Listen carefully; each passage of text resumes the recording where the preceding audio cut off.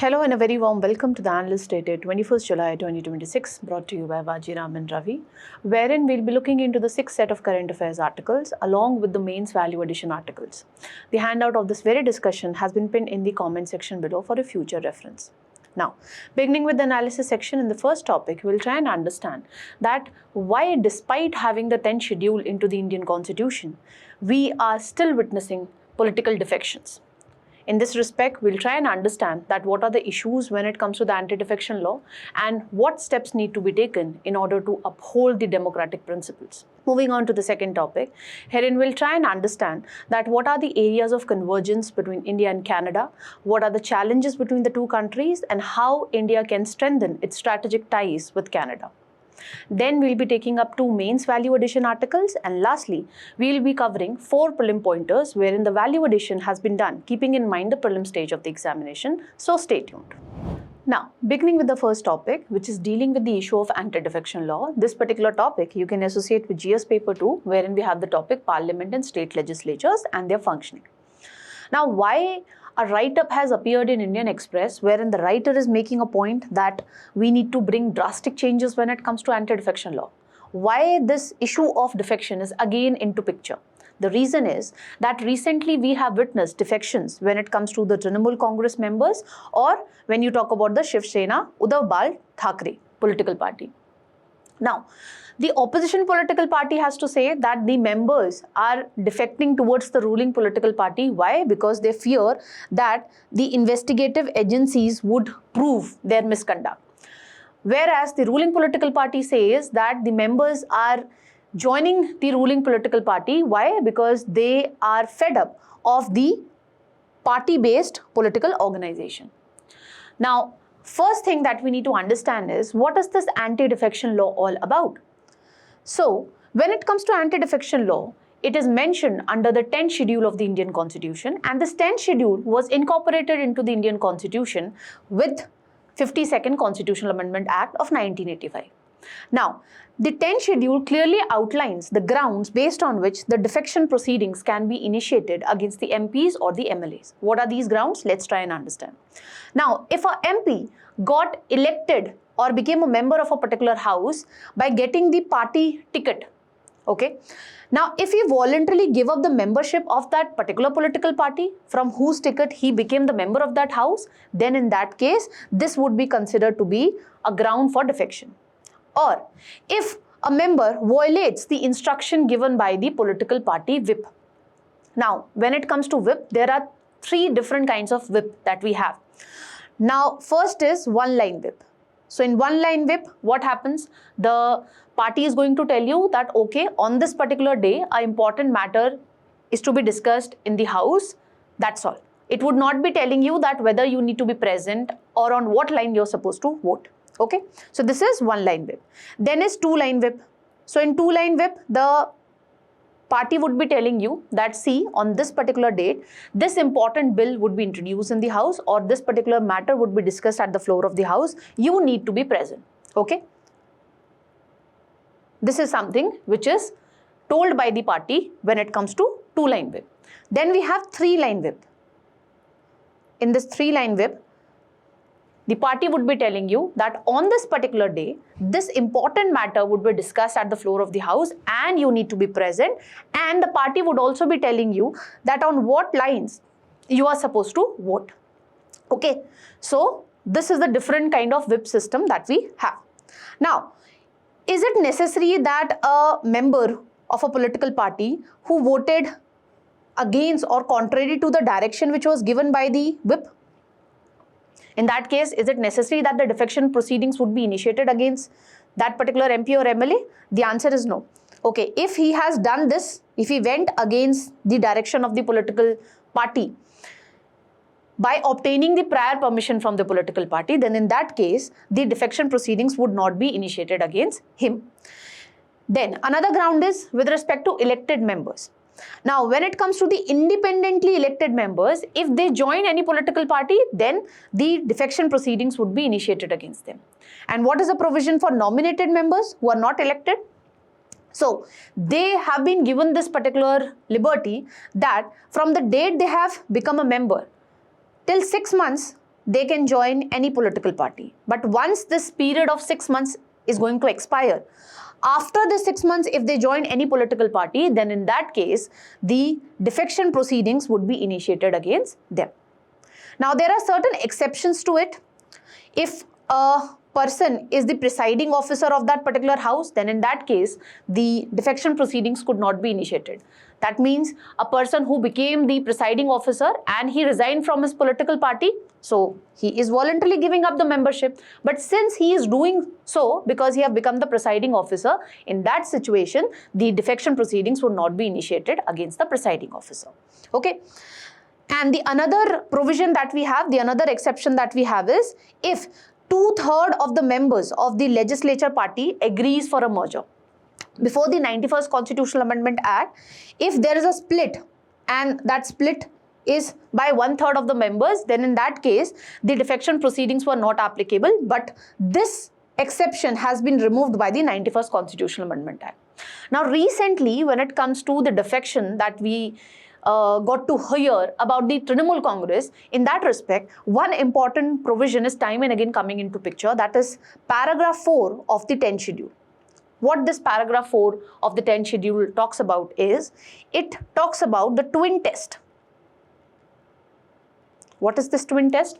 It says it's not the scenario that certain elected MPs or MLA of a political party, if they agree to merger with other political party, then in that case, they will not be liable to defection.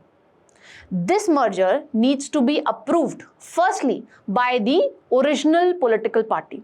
So first test is that the original political party, the two political parties agree to that merger, and once the bigger or the original political party has agreed to that merger, then it needs to be supported by 2/3 of the elected members of that particular political party.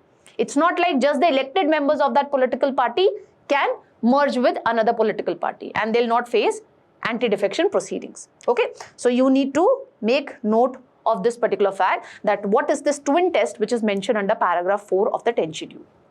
Now, who is the deciding authority when it comes to the defection proceedings? Obviously, it is the presiding officer. But presiding officer cannot take suo motu action. So then what needs to be done so that the defection proceedings could be initiated? So any member of the house needs to raise concerns with respect to defection. Only then the proceedings for this anti-defection could be initiated. It could not be done on a suo motu basis by the presiding officer. This is an important prelim fact that you need to make note of. Then, in Kihoto Holohan case of 1992, this is one of the landmark judgment when it comes to anti-defection law. Supreme Court has clearly mentioned this thing, that the decision taken by the presiding officer would now be subjected to judicial review. Okay? And this would be subjected to judicial review on grounds of malafide, perversity, violation of natural justice. And when it comes to the rule-making power, who has the rule-making power when it comes to the anti-defection? It is the presiding officer of that concerned house.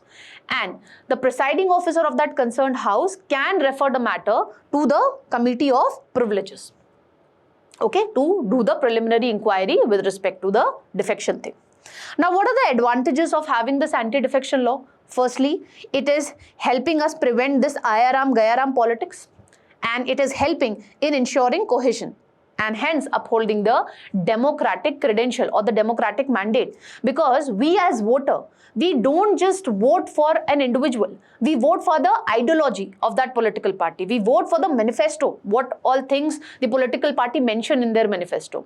So if the MPs or the MLA stay with their political party, then they are trying to uphold the democratic mandate. It also helps in curbing the money power, because why the MPs or the MLAs are defecting in order to get the money. So if they are defecting, then what happens? They'll not be, acting as a representatives of the voters who actually voted for that particular political representative. And lastly, it was through this anti-defection law that for the first time we mention the word political parties into the Indian Constitution. So by this, the political parties got a constitutional recognition. Now, what are the problems that we have when it comes to anti-defection law? despite having the 10th schedule, why still we are witnessing political defections? What is the issue?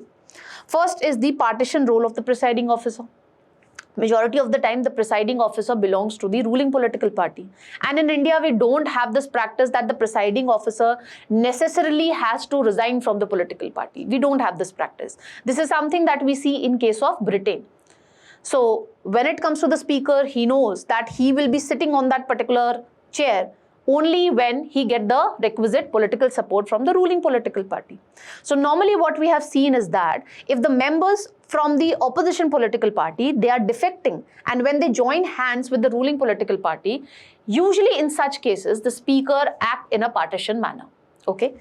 The speaker, since the constitution does not mention any timeline within which the speaker has to take the decision or the presiding officer has to take the decision, that is the reason why we witness delay when it comes to deciding the matters related to political defections.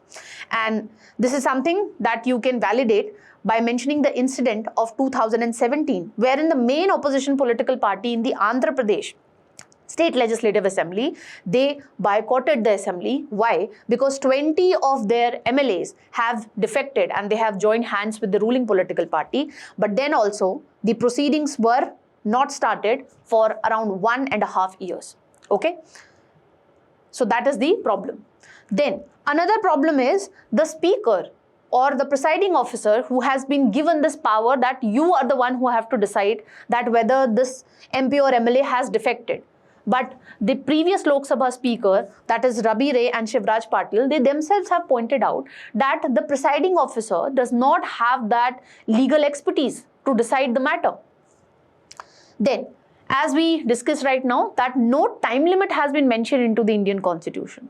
Although the Supreme Court in various judgments like in KM Singh versus Speaker of Manipur 2020 verdict of the Supreme Court did mention this fact that we need to introduce a time limit that is around 3 months into the Indian Constitution. So it basically suggested to the Parliament that you bring the change in the anti-defection law or the 10th schedule and incorporate this time limit.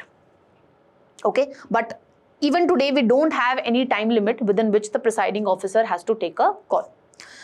And another problem is, we discussed right now that in the Kihoto Holohan case, Supreme Court stated that the decision taken by the presiding officer would now be subjected to judicial review. But the problem is, the court can intervene in these matters only and only once the presiding officer has taken its decision. Till the time it does not take any decision, the court is helpless. It cannot do anything. Okay, so that is another problem, and that is the reason we are seeing a lot of delays also, because the presiding officer know that the court can do anything once the presiding officer has taken a decision. Okay, this is to ensure that there is separation of power. Then another problem that we are witnessing is resign and re-elect. What the MPs or the MLA do, they use this loophole.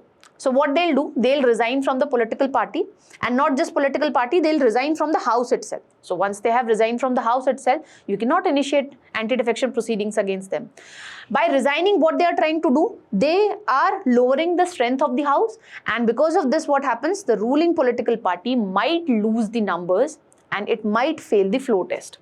Okay, so when the floor test would be conducted or the no confidence motion would be discussed at the floor of the house, then the ruling political party would not have the requisite numbers because their members might have resigned from the house.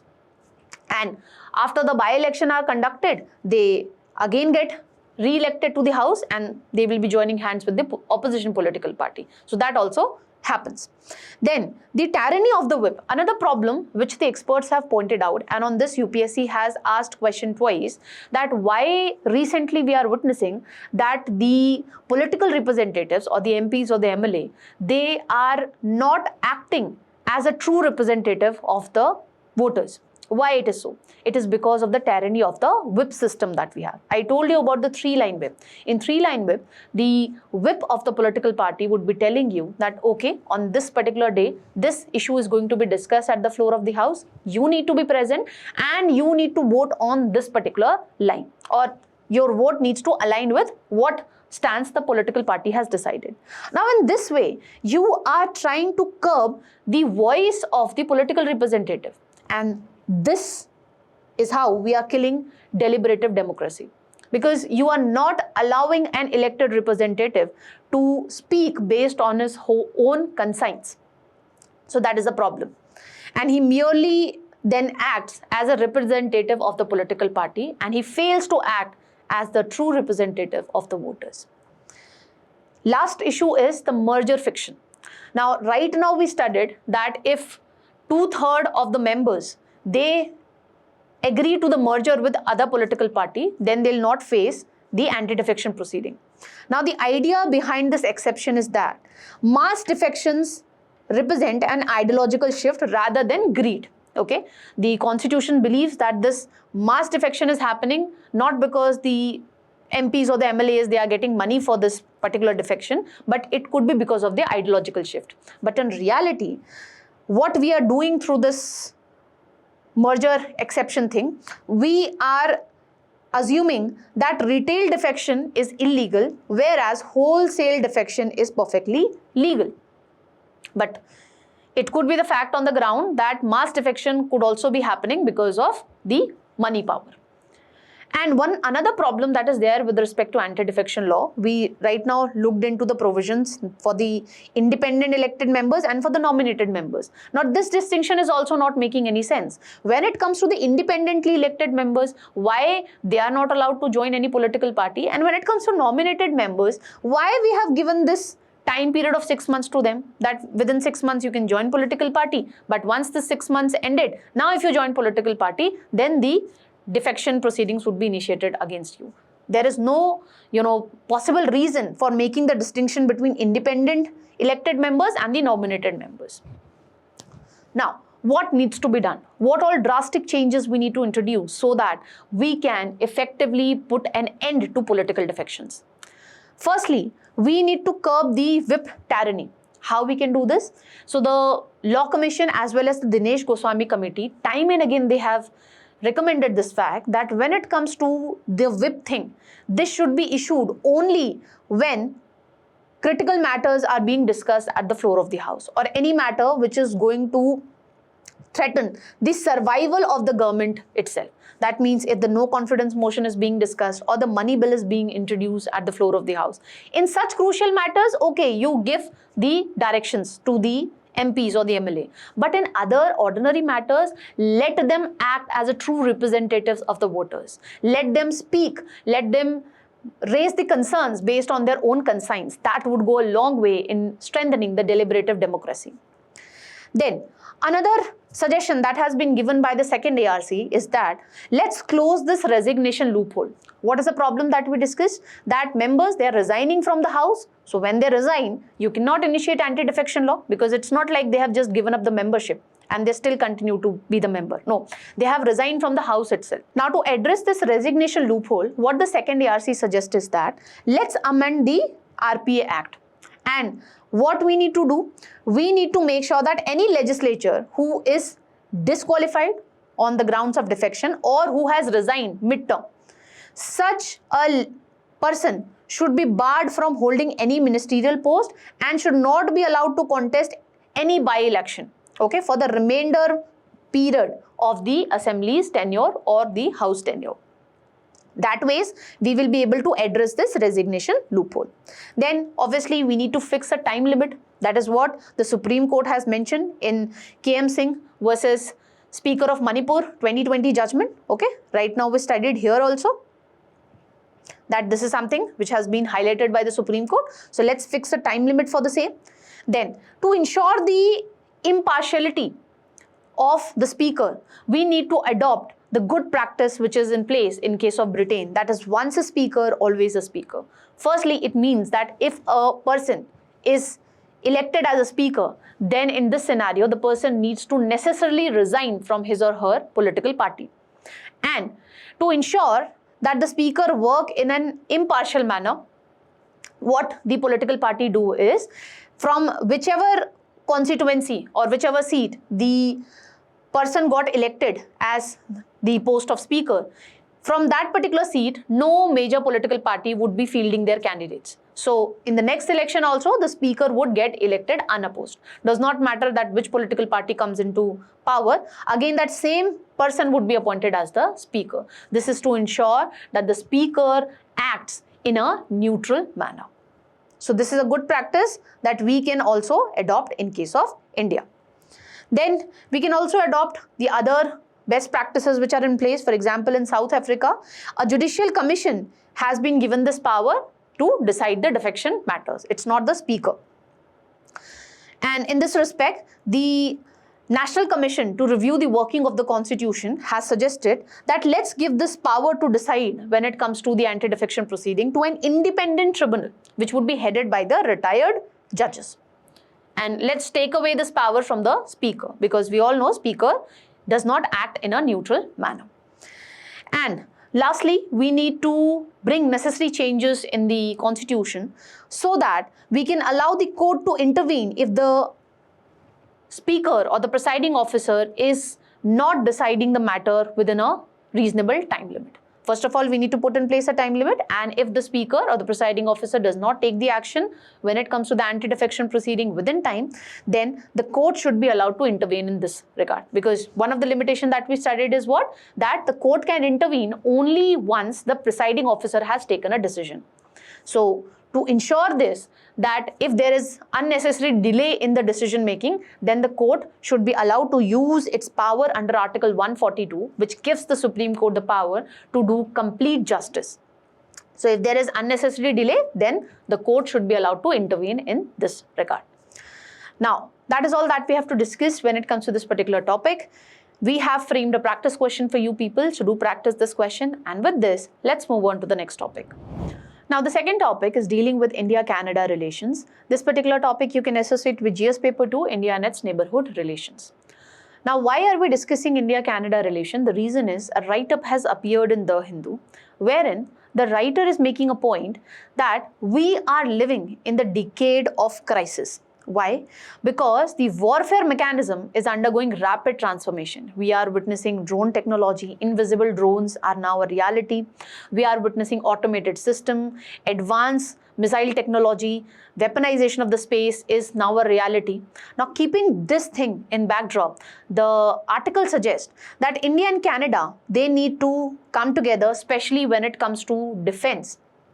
And this collaboration in the area of defense would enable both the countries to strengthen their strategic ties, and it would also enable both the countries to secure their future. Now, in this particular backdrop, let's first look into certain prelim facts related to Canada. Now, when it comes to Canada, it is the second largest country in the world. It shares the world's longest land boundary with US, and it has the longest coastline in the world. When it comes to the uranium production, second largest producer of uranium globally is Canada only.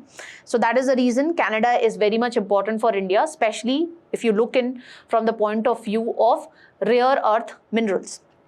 And it is also home to great lakes like Lake Superior, which is the largest freshwater lake by area. It also have Lake Huron, Lake Erie and Lake Ontario, which is sharing with USA. Now, what is important from the mains point of view is how India and Canada relation has evolved over a period of time. So the two countries established their diplomatic relations for the first time in 1947, and both the countries have shared traditions. They both go by the democracy principles. They are guided by pluralism, strong interpersonal connections. Then in the Colombo Plan of 1951, Canada provided significant foreign aid, food assistance and technical expertise to India. Technical expertise, especially when it comes to the nuclear domain. So Canada helped India build its first nuclear research reactor in 1954. But then the relations got strained. Why? When India conducted its first nuclear test, that is Smiling Buddha, in 1974. And in this particular backdrop, Canada raised concerns that India has used this Cyrus nuclear research reactor, which it has helped India to build for peaceful purposes, but India has used this to create plutonium for creation of nuclear weapons. So this was the reason that why there was strain in the relations when it comes to India and Canada. And another bone of contention was the Khalistan issue. Okay.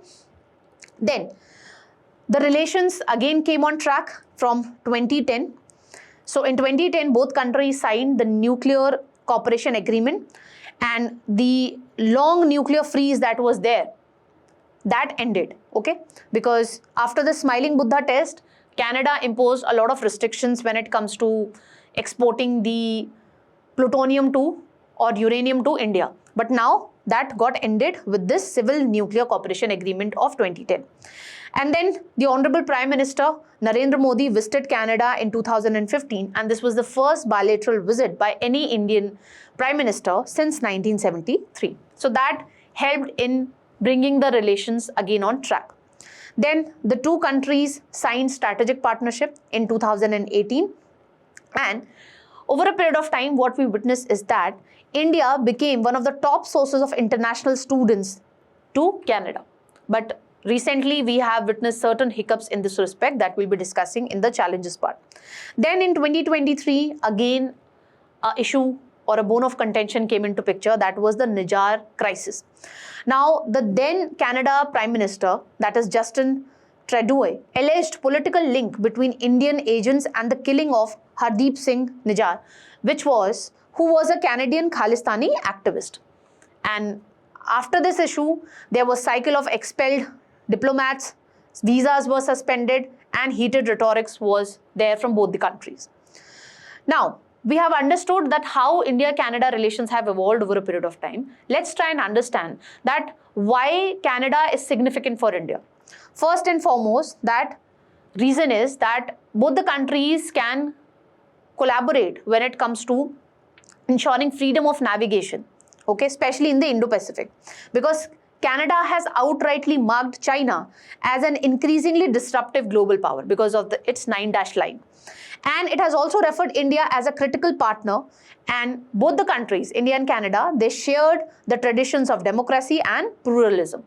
And today's article points out that India can strengthen its naval capacity if it collaborates with Canada, because Canada has the RadarSat constellation system, which is the Earth observation satellite, which takes the image of any location on the Earth every 4th day. So this Earth observation satellite could be used to monitor the activities of the China, especially in the Indo-Pacific region. So this could help India to build its naval capacity when it comes to the Indo-Pacific region. Then, when it comes to the economic relation between the two countries, India is Canada's 7th largest trading partner, and when you talk about the bilateral trade in goods between the two countries, it stands at around $9 billion in 2024-25. And recently, the two countries have set a target that we have to increase the bilateral trade between the two countries to a level of around $50 billion by 2030. And the two countries are carrying out negotiation when it comes to finalizing the Comprehensive Economic Partnership Agreement. And we are also having negotiations when it comes to finalizing the Foreign Investment Promotion and Protection Agreement. That would give a boost to the FDI coming from countries, okay, each other countries. Then Canada can play a very crucial role when it comes to putting in place resilient supply chain. Why?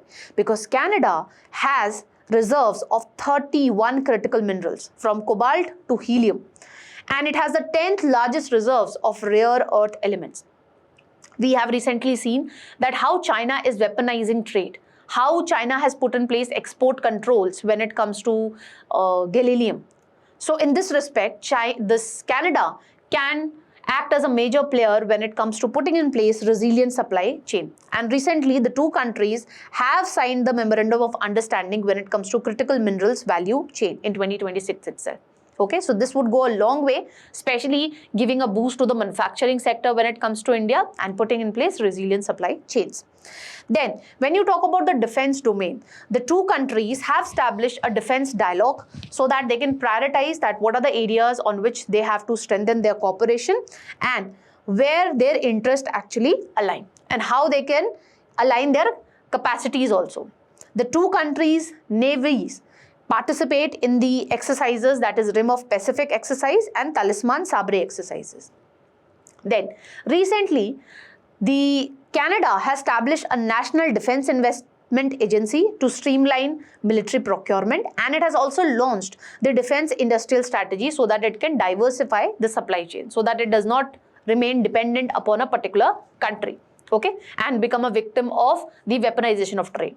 So in this respect, the writer points out that India can come forward, and India and Canada, they can participate with each other when it comes to co-development and subsystem manufacturing, especially when it comes to the defense and military technology. Then, when you talk about the investment scenario, the Department of Industry and Internal Trade points out that Canada is the 17th largest foreign investor in India. When you talk about the energy partnership, so Canada is a crucial player when it comes to realizing the idea of energy security when it comes to India. Because the two countries have entered into an agreement when it comes to supply of uranium ore to India, when it comes to India's nuclear reactors. So this would help put in place energy security, especially in the backdrop of West Asian crisis, because that have severely dampened the energy security when it comes to India. So in this respect, Canada can emerge as a major player. Then, when it comes to the Indian diaspora, which is living in Canada, Indian diaspora, Honorable Prime Minister time and again has referred Indian diaspora as the living bridges. Now, when it comes to Canada, it hosts one of the largest Indian diaspora in the world. And Indian diaspora forms approximately 3% of Canada's total population. So when you have higher Indian diaspora in Canada, that means the economic relation between the two countries and people-to-people ties are quite strong. But we also have various challenges between the two countries. First is the Khalistan issue, because there is presence of pro-Khalistan groups in Canada, and Canada provides the protection to them. And time and again, these Khalistani groups, they target Indian diaspora consulates as well as temples there. So this is one of the major bone of contention between India and Canada. Then Canada time and again makes statements when it comes to the internal matters of India. For example, the Canadian Prime Minister Justin Trudeau has made statements when it comes to the farmers' protest against the 3 farm bills, and time and again they make statements when it comes to how minorities, especially the Sikhs and the Muslims, are treated when it comes to India. So that is problematic, okay, because it goes against the idea of strategic autonomy of India. Then immigration and mobility issues. Now recently, Canada has come up with the immigration level plan of 2026-28, wherein it has put a cap when it comes to how many new permits would be issued to foreign students. So it has limited it at around 50%. Now because of this, what is happening is, as you can see, initially the student permits that were given to Indian students, okay, that was witnessing an increase. But since 2024, can you see this thing that from 2024 to 2025, there has been a reduction of more than 80% when it comes to the study permits, new or the renewed study permits that were issued to Indians. So that is going to dampen the people-to-people ties when it comes to India and Canada. And this is something new challenge which is emerging between India and Canada. Then the trade challenge. Although the two countries are having this negotiation when it comes to finalizing the comprehensive economic partnership agreement, which would enable them to lower the trade barriers, which would enable them to cooperate effectively when it comes to improving the investment scenario, but the negotiation is still going on. No final agreement has been done. So there has been little progress in this respect. So that is a problem, and that is the reason you can say that the merchandise bilateral trade when it comes to good, it is quite less. It is around $9 billion only, and the target that we have set is around $50 billion. This $50 billion is not merely for the good thing, it would also include the bilateral trade when it comes to the services also. Then human rights disagreement. Now when it comes to Canada, it time and again is vocal. It raises concerns with respect to the treatment of religious minorities, Sikhs or the Muslims in India. And at the same time, India also raised concerns when it comes to the attack which is being done by the pro-Khalistani groups in Canada when it comes to the Hindu minorities, the religious places in Canada. Now, having understood the challenges, what steps the two countries can take which would enable them to strengthen their strategic ties? First and foremost, what the two countries can do is that they can sign an early harvest trade agreement. It's like an initial start when it comes to free trade agreement. So the negotiation for the free trade agreement or SEPA would continue, but whichever sector wherein the two countries have agreed that okay, we are ready to lower down the trade barriers, let's at least sign an agreement when it comes to these sectors, and let's continue the negotiations when it comes to free trade agreement or SEPA when it comes to the sectors wherein the two countries are yet not ready to lower down the barriers. Okay, so this would at least give a push to the bilateral trade between the two countries. Then we need to carry out constructive and sustained engagement, especially with the Sikh diaspora, so that we can dispel the misinformation which is being spread by pro-Khalistani groups in Canada. Then the two countries need to de-hyphenize the two issues, that is Khalistan issue and the trade and investment issue. Only then they will be able to improve the relations. If we continue to be guided by the Khalistan issue, then the trade and investment relations would be negatively impacted. So let's keep the two issues separate. The two countries can collaborate when it comes to the global platform or multilateral platforms like G20, Commonwealth, UN on issues like climate finance, digital governance and food security, even when they have difference of opinion when it comes to the Khalistan issue. And lastly, as both the countries think that China is negatively impacting the freedom of navigation, how it weaponizes the trade, since both countries have agreement, mutual agreement on the tactics which are being used by the China, so this could be a major ground based on which the two countries can cooperate with each other. And the two countries can work upon putting in place a resilient supply chain. So Canada can emerge as a major supplier of the critical minerals to India. That would give a boost to India's manufacturing sector. That is how the two countries can reset their strategic ties. That is all that we have to discuss when it comes to this particular topic. So based on the discussion that we have, I have framed a practice question for you people. So do practice this question, and with this, let's move on to the mains value addition part. Now beginning with the mains value addition part, the first article is dealing with the mangrove forest in Sundarbans. Now what is the context? So BSF, in order to deter infiltration which is coming from the Bangladesh side, it is studying the 90-kilometer stretch of the mangrove forest of Sundarban so that we can erect fences, especially at the banks of Ichamati river. Now why this decision itself is problematic? Because when it comes to the species, they don't understand the physical border. They don't understand the fences. And when you put in place the fences, it is going to negatively impact the biodiversity, especially their mobility. Secondly, the environmentalists or the experts have to say this thing, that this decision has not been taken keeping in mind the land-water dynamics. What is land-water dynamics? The experts point out this fact that when it comes to the Sundarban mangrove forest area, herein what happens, because of the erosion thing, the land would be constantly eroded, and at the same time, because of the deposition, new sandbars would come up. So how you are going to put in place the fences? Because land at which you are going to put in the fences might get eroded, and again new sandbars might get created. So that is the reason the experts have to say that this is not a wise decision. Why? Because you have not kept into mind the fluid ecology that you have in the Sundarban region, and that is why the decision to erect, or this very idea, because currently it is still in the pipeline, the BSF is doing the study. They have not decided that, okay, the fences are going to be put in place. It is just in the pipeline. But then also the experts have to say that this very idea does not take into account the fluid ecology that we have in the Sundarban region, and it is a mere waste of the government resources.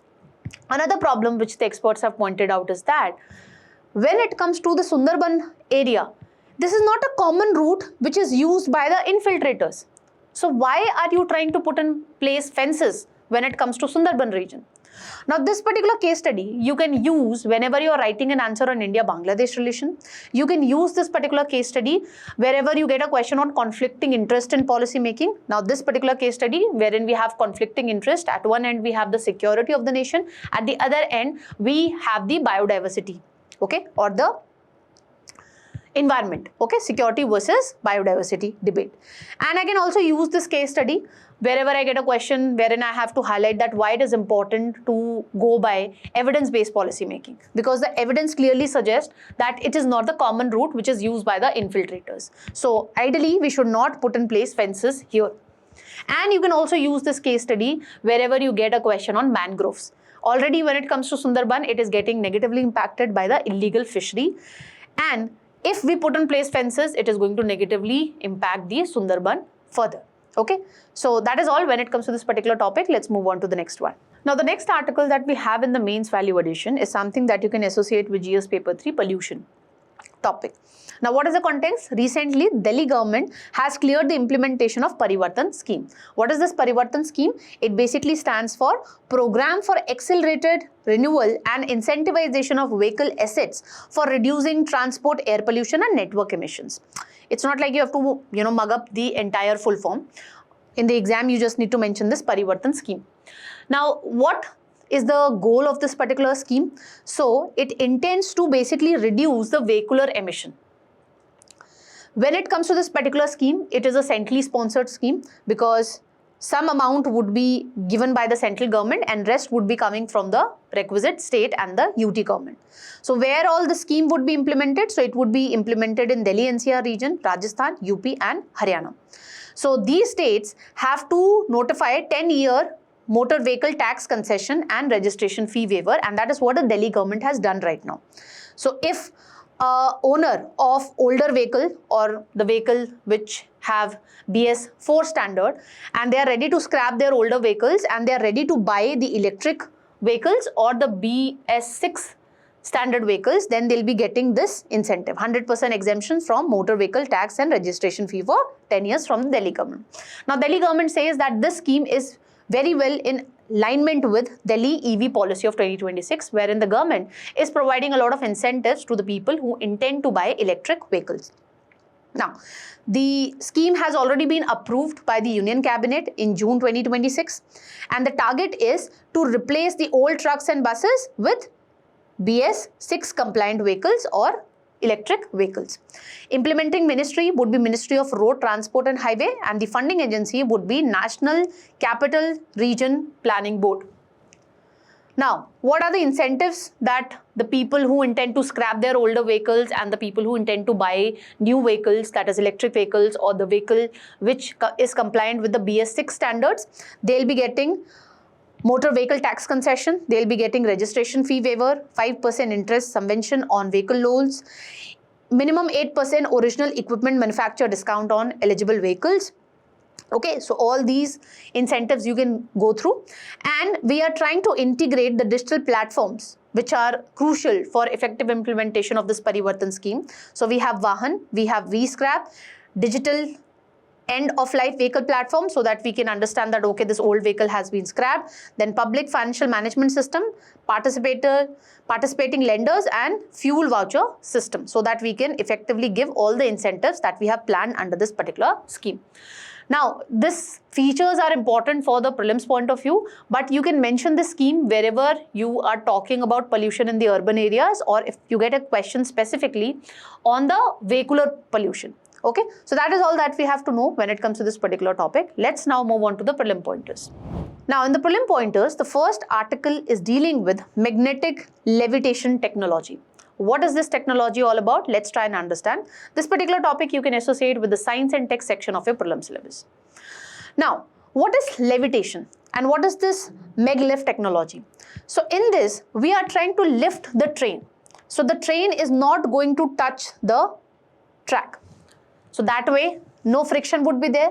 So the maintenance cost of this track would be very less, and the movement of the train would not get impacted by weather events. Like for example, if there is rain or there is snowfall, then also the train can move at a very high speed. Okay, so this is a train which does not have any wheels and it is above the track. It is not coming in contact with the track. How it is possible? It is possible through the magnets. Now the train also have magnets and this guideways also have magnets. Now we know the magnetic property. Similar poles are going to repel each other, and that is what we are doing in this levitation thing.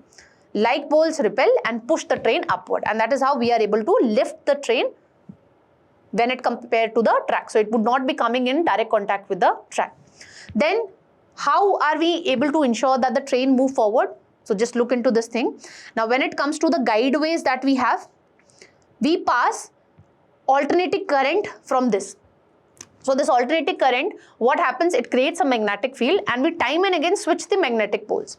Now we know that the opposite poles attract each other and the like poles repel each other. So that is what we are going to use, okay?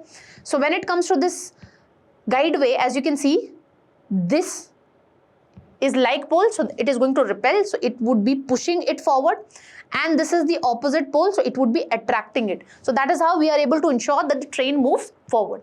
And likewise, if we reverse this magnetic field, we can slow down the speed of the train.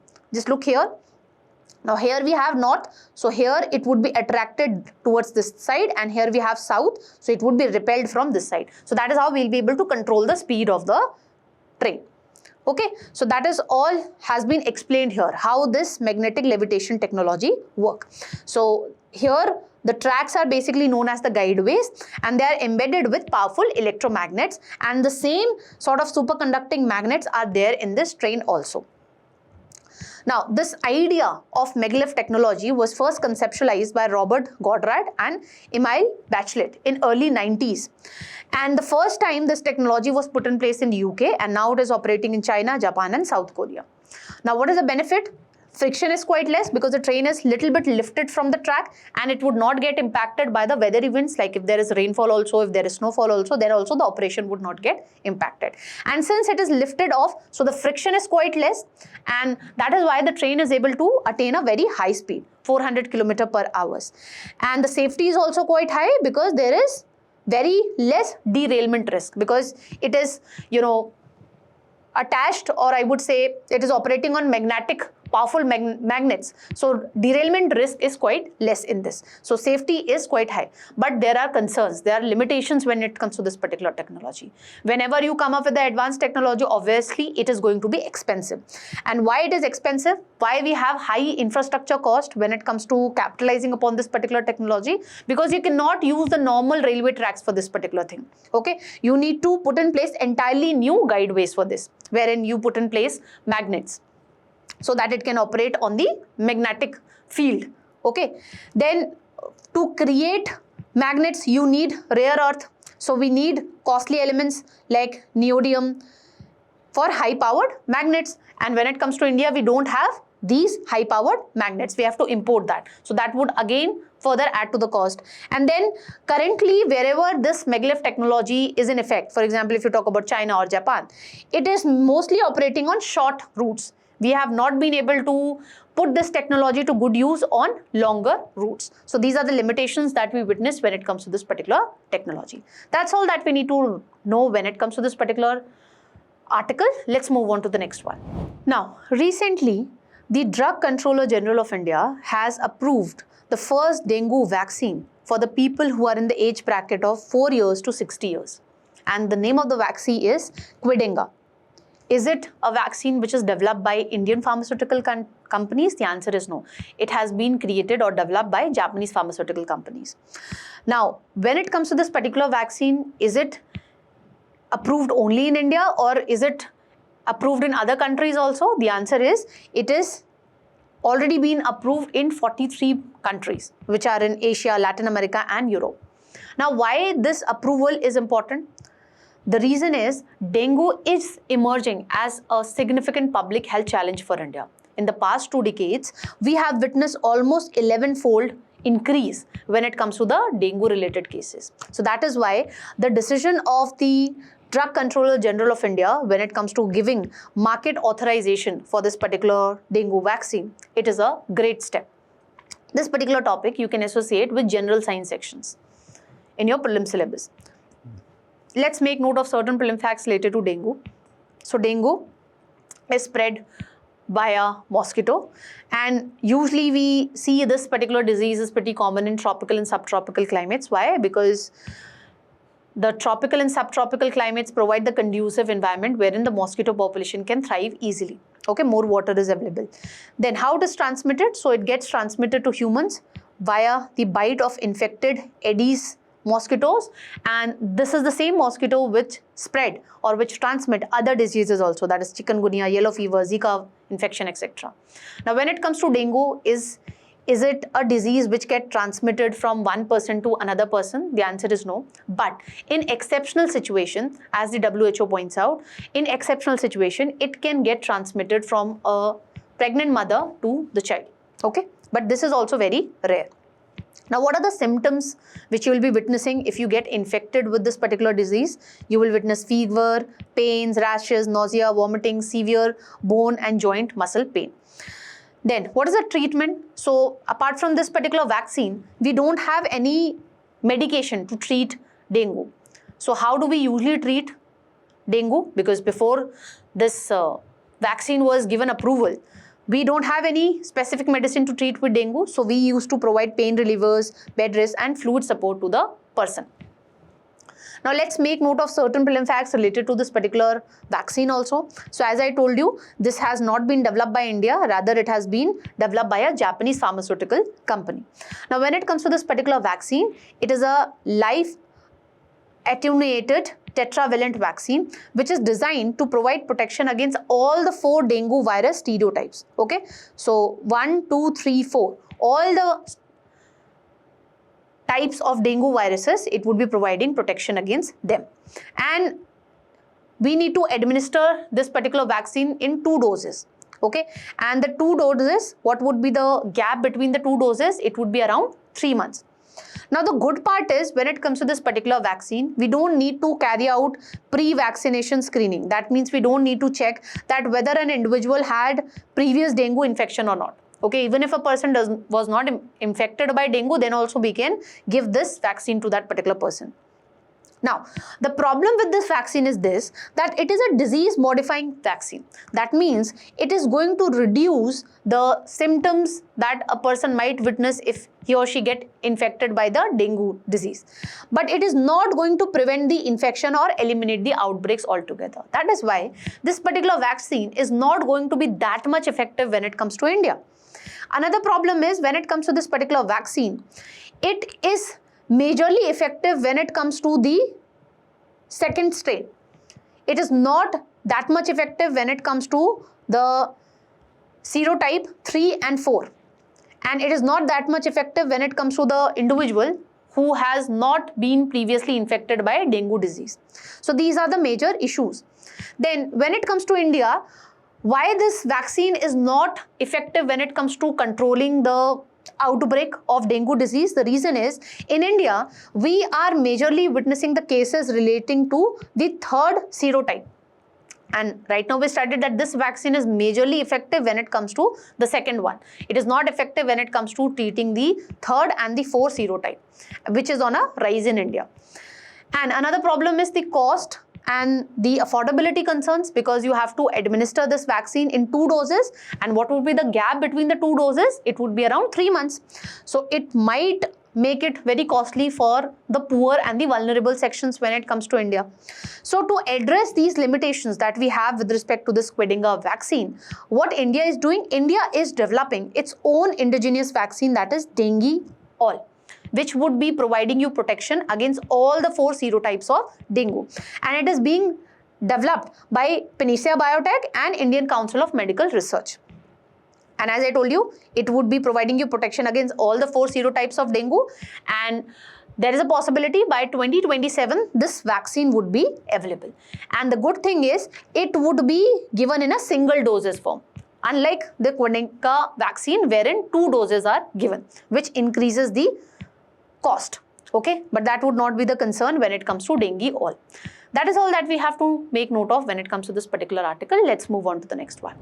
Now, recently, the Supreme Court has directed the CBSE that you need to comply by the judgment given by the Odessa High Court in Rohit Anand Das versus State of Odessa. The verdict was given by Odessa High Court in 2025. So what was the verdict given by the Odessa High Court? In this verdict, the Odessa High Court clearly stated that when it comes to the APAAR ID, it would be voluntary. Okay, it could not be made mandatory by the CBSE. And it has clearly mentioned that a clear opt-out or refusal option needs to be there in the consent form. You cannot make it mandatory for the students. And that is what the Supreme Court has directed to CBSE. Supreme Court has stated that we will be passing an order to the CBSE that you have to ensure that at the pan-India level, the APAAR ID is voluntary. It could not be made mandatory for the students. This is something that you can associate with the polity section of your prelim syllabus. Now, what is this APAAR ID all about? Let's try and understand. So, this APAAR ID was launched by Ministry of Education under One Nation, One Student ID initiative, and it is in alignment with NEP 2020. What is the aim or what is the objective? The objective is to simplify education by reducing the need for physical documents, because this ID would be available in digital format, so I don't need to maintain the physical documents of what all courses I have completed, okay, what all courses I'm enrolled into right now. And it would help the state government to effectively track the literacy and the dropout rates, because everything is digital, so it would be telling me that people have completed education till what level. It is going to enhance the state performance in education, because if I have requisite data set, by using this APAAR ID, the state can effectively plan the policies. Okay, if I'm seeing that, okay, at the secondary level, more students are dropping out. So accordingly, I can create a policy framework to address that. It would reduce the fraud and the duplication of certificates also, because everything is digital. So everything would be done in a transparent manner. So how this ID is going to work? Every student is to be provided with a unique 12-digit APAAR ID, which would be linked to your academic bank credit. Academic bank credit is basically the credit that you get when you complete a particular course. Okay, so whatever courses you have completed, based on that you will be getting the credit. And this is linked with your APAAR ID. It is a digital repository of your educational credits. Okay, so whatever courses or whatever learning you have done in formal or informal setup, that would be getting stored in form of academic bank credit, and it would get reflected in the APAAR ID also. So each student would be provided with this unique ID, and whenever you change the school, you don't need to carry a lot of physical documents, because this APAAR ID would also be moving whenever you change the schools or colleges. Then this would be unique to every student, and it would remain the same throughout your education journey. So right from the school till the college or any other course you complete, the same ID would be there. It's not like from school, when you enter into college, the ID would change. No, the same ID would be there, so that we can effectively track that what all courses you have actually completed. And it would be linked to your Aadhaar, and the data would be stored in the DigiLocker, so that it is easily accessible to you. You don't need to carry physical documents. So it serves as a lifelong academic passport, which would be consolidating all the academic achievements that you have attained in your life. So how to get an APAAR ID? You need to register for creating this ID, and it needs to be voluntarily. That is what the Supreme Court has also said, and it would not be made compulsory for the students. For this, you need to provide your Aadhaar number for verification. An Aadhaar number is only used for verification, and it would not be shared during registration. Then the students can accept or decline to share their Aadhaar number and demographic details with Ministry of Education. And when it comes to the minor children, therein the decision to use Aadhaar card for verification, that consent needs to be provided by their parents. That's all that we need to know when it comes to this particular article. Let's move on to the last topic of today's Analyst. Now the last topic is dealing with Odessa port. This is something that you can associate with the prelims syllabus, wherein we have places in news. Now what has happened recently? So 4 Indian citizens have been killed and 1 is critically injured as an attack was carried out on a merchant vessel near the Ukraine port of Odessa. This has been vehemently criticized by the Indian government, because according to Indian government, this attack is going against the idea of freedom of navigation. When it comes to this Odessa port, it is Ukraine's largest seaport in the Black Sea, and it is the first instance wherein the Indian seafarers have been killed because of the Russia-Ukraine war, which started way back in February 2022. Now let's make note of certain prelim facts related to this Odessa port. So it is the largest Ukrainian seaport and one of the largest ports on the Black Sea basin. As you can see here, it is a vital hub for maritime trade, particularly the export of food grains is carried out through this particular port. It is a major freight and passenger transport hub for Ukraine, and It is the base of fishing fleet as well as it acts as a chief operational hub for the Ukrainian Navy. Odessa is also important cultural and educational center. Why? Because it is recognized for its rich literature by UNESCO. Then you see fusion of multiple ethnicity. Why? Because initially there was duty-free port, so merchants were attracted to this particular port, and that is why we see that you have the fusion of multiple ethnicity, okay, Ukrainian, Greek, Italian, Jewish, etc. And it also have educational institution as well as global research centers. That is why it is referred to be as an important cultural and educational center. Now, one more thing that you need to make note of from the prelims point of view is the countries which share the border with Black Sea. So you have Russia here, you have Ukraine here, you have Romania, you have Bulgaria, you have Turkey, and you have Georgia. Okay, so these are the 6 countries which share the border with the Black Sea. So that is all that you need to make note of. Quiz would be coming right up next, so don't forget to practice the quiz and please check your knowledge. Till then, keep smiling, keep learning. Have a great day, all of you.